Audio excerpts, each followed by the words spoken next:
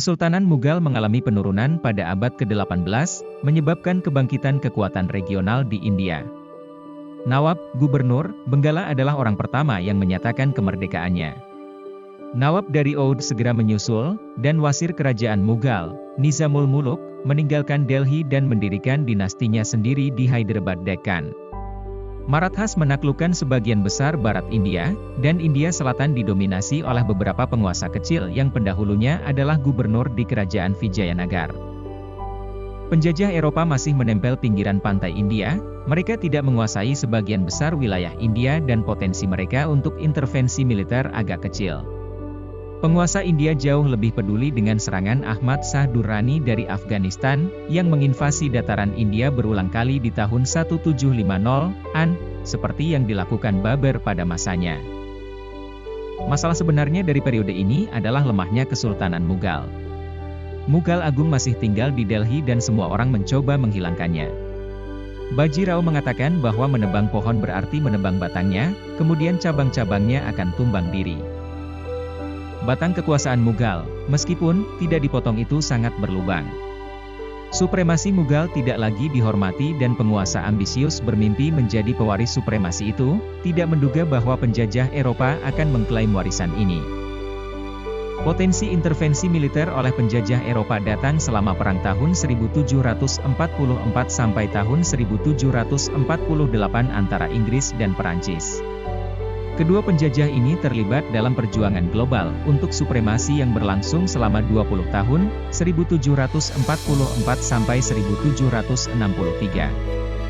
Di Eropa perjuangan ini ditangguhkan dari tahun 1748 hingga tahun 1755, namun di Amerika dan Asia itu terus berlanjut.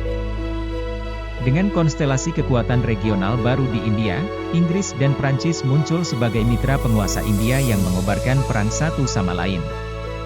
Dengan cara ini orang Eropa ditarik ke dalam urusan India ke tingkat yang terus meningkat.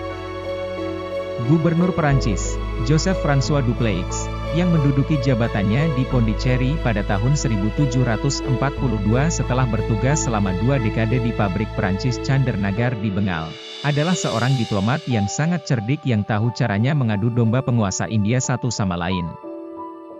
Meskipun sumber daya Dupleix sangat terbatas, dia memanfaatkannya dengan baik. Dia memiliki ide bagus untuk melatih tentara bayaran India perwira Prancis sebagai prajurit infanteri mahir dalam metode terbaru perang Eropa.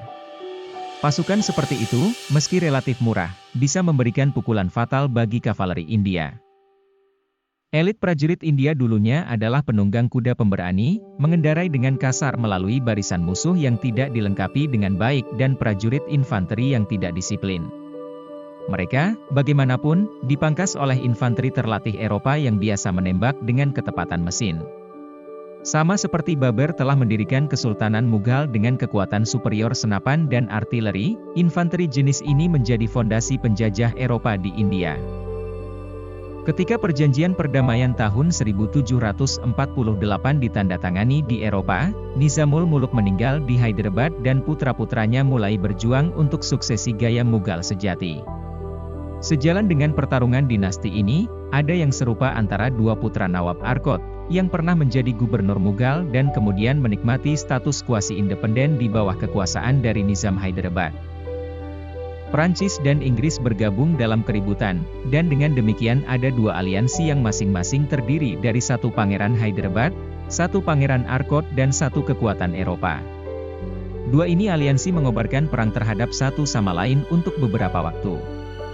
Akhirnya sekutu orang Prancis sekutu berhasil di Hyderabad, sedangkan sekutu Inggris berhasil di Arcot dan menetapkan kemerdekaannya dari yurisdiksi Hyderabad.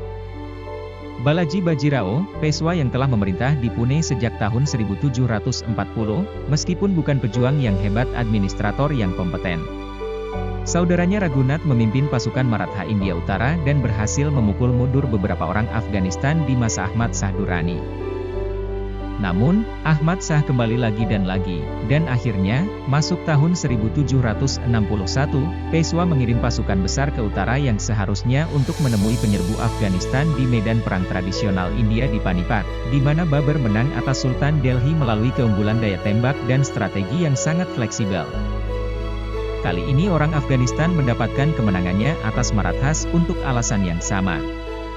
Jenderal Maratha, Sadashiv Rao, terlalu mengandalkan artileri lapangan beratnya yang telah dipasang dengan kuat medan perang. Dia kemudian terjebak dalam perang gesekan yang panjang dan Ahmad Shah memenangkan pertempuran terakhir dengan memanfaatkan artileri medan ringan dipasang di punggung unta. Setelah kemenangannya Ahmad Shah kembali ke Afghanistan sementara tentara Maratha yang kalah kembali ke selatan. Peshwa meninggal karena kesedihan setelah kekalahan ini. Syuja-ud-Daulah, Nawab Oud merupakan gubernur yang terbesar dan provinsi paling tengah dari kerajaan Mughal. Dia juga telah mencapai posisi wazir dan Mughal Agung Muda, berada di bawahnya pengawasan Shah Alam. Syuja-ud-Daulah tampaknya muncul sebagai penguasa India Utara dan seandainya dia mampu mengkonsolidasikan posisinya, sejarah Inggris di India akan sangat berbeda. Dia memutuskan untuk menantang Inggris ketika dia diminta untuk dukungan militer pada Nawab Bengal, Mir Qasim. Inggris telah mendirikan rezim penjarahan sembrono di Bengal. Setelah mengosongkan perbendaharaan Mir Jafar, mereka telah memastikan bahwa kerabatnya yang lebih kaya, Mir Qasim, menjadi Nawab. Setelah benar-benar matang, Mir Qasim melarikan diri ke Syuja-ud-Daulah. Bersama-sama mereka memimpin pasukan besar ke timur dan menghadapi Inggris di Baksar, barat daya Bihar, pada tahun 1764. Hector Munro, komandan pasukan Inggris, memenangkan pertempuran. Syuja-ud-Daulah dikejar sampai ke ibu kotanya, Lucknow, dan ditawan oleh Inggris. Di tahun-tahun berikutnya dia menjadi instrumen yang utama untuk pembentukan pemerintahan Inggris di India.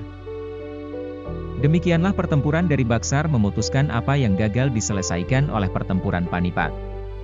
Setelah pesaing utama telah menyingkirkan satu sama lain dan Inggris memenangkan pertandingan penting bulat dalam perjuangan untuk supremasi di India. Perusahaan India Timur mengambil alih Diwani Benggala, Syuja-ud-Daulah dipulihkan di Oudh dan harus memberikan sebagian wilayah kepada Yang Agung Mughal di Allahabad, tempat dia tinggal sebagai pensiunan Inggris. Peshwa Madhav Rao muda yang brilian, seorang pejuang hebat seperti leluhurnya Baji Rao, mengatakan pada saat itu bahwa Inggris telah memasang rantai India sehingga memberikan tekanan pada negara dari semua sisi. Tapi tidak ada seorang pun mampu memecahkan rantai itu, bahkan Madhav Rao pun tidak akan mampu melakukannya jadi, meskipun dia sekali lagi mengkonsolidasikan kekuatan Peshwa dan mencapai beberapa keberhasilan militer yang penting. Daripada berkonsentrasi pada pertahanan melawan Inggris, Madhav Rao harus berbalik perhatiannya pada penantang hebat lainnya yang muncul di India Selatan di waktu itu, Haider Ali dari Mysore. Haider adalah seorang jenderal yang melayani Maharaja Mysore, yang tahtanya dia rebut pada tahun 1761. Dalam waktu yang sangat singkat dia berhasil praktis menaklukkan seluruh India Selatan. Kavaleri ringannya yang cepat adalah kekuatan yang tangguh. Pemula ini adalah penguasa India pertama siap dan mampu belajar dari Eropa. Dia mempekerjakan beberapa perwira Prancis, membangun infanteri modern yang kuat sendiri dan dengan hati-hati menghindari menghadapi infanteri Inggris dengan unit kavalerinya. Dia juga mengatur administrasi yang disiplin, membatalkan semua wilayah dan membayar gaji pegawainya secara teratur. Kuda-kuda kavaleri juga dibeli dan dirawat dibiayai pemerintah, mereka bukan milik individu penunggang kuda, seperti tentara India lainnya. Haider bahkan berpikir untuk merawat tentara yang terluka dan mendirikan layanan medis di pasukannya. Seandainya pria cakap ini bersekutu dengan Madhav Rao, mereka bisa bersama-sama mengalahkan Inggris. Sebaliknya, mereka terus melawan satu lain. Pada tahun 1767 Madhav memenangkan pertempuran yang menentukan melawan Haider. Pada bagian yang sama tahun berikutnya Inggris dan sekutunya, Nizam dari Hyderabad, menghadapi Haider. Nizam meninggalkan Inggris dalam kesulitan di medan perang, dan dari tahun 1767 hingga tahun 1769 Haider melakukan beberapa pertempuran sengit melawan Inggris. Dia bahkan mengancam akan menyerang Madras dan memaksa Inggris menandatangani perjanjian damai yang sangat menguntungkannya. Tampaknya Inggris telah bertemu dengan seorang penantang yang akan menempatkan mereka pada ujian berat. Posisi mereka di India tidak terlalu menguntungkan sekitar tahun 1770. Kelompok-kelompok korup berkuasa di Calcutta dan Madras. Gubernur Madras, Lord Pigot, yang telah mencoba memberantas korupsi di sana, telah ditangkap oleh petugasnya sendiri dan mendekam di penjara, di mana dia meninggal pada tahun 1776. Dengan keadaan yang begitu kacau, seorang penguasa India yang teguh masih bisa mematahkan rantai Inggris di sekitar India. Inggris, bagaimanapun, disukai oleh berbagai peristiwa.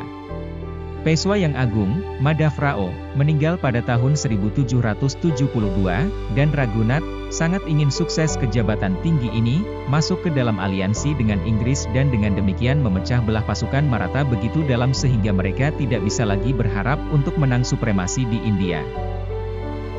Pada saat yang sama Inggris mendapat pemimpin baru yang akan mendominasi kancah politik India selama lebih dari 1 dekade. Warren Hastings menjadi gubernur Bengal pada tahun 1771, dan gubernur umum di India pada tahun 1774.